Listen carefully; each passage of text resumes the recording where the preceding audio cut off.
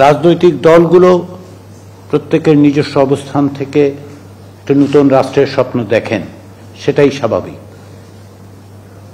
প্রত্যেকটি রাজনৈতিক দলেরই লক্ষ্য হচ্ছে তাদের চিন্তা ভাবনা আদর্শিক অবস্থান থেকে একটি রাষ্ট্রের জন্য কাজ করে যাওয়া। তারপরও এই মত পার্থক্যের ঊর্ধ্বে উঠে আমাদের সকলকে একটি রাষ্ট্র বিনির্মাণের কাঠামো তৈরি করার একটা সুযোগ আমরা পেয়েছি।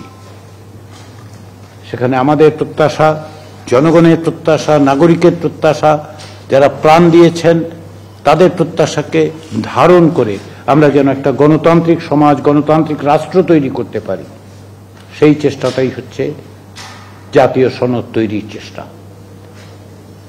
সে জায়গায় প্রত্যেকটি দল যে প্রত্যেকটা তারা যেভাবে ভাবেন নিঃসন্দেহে সেটা হবে না, কিন্তু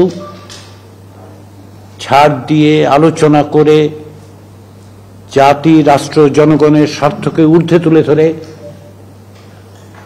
আমি দৃঢ়ভাবে বিশ্বাস করি আমরা এক জায়গায় আসতে পারব। এবং সেই প্রচেষ্টায় আপনারা একটি গুরুত্বপূর্ণ ভূমিকা পালন করবেন, সেটাই আমার প্রত্যাশা।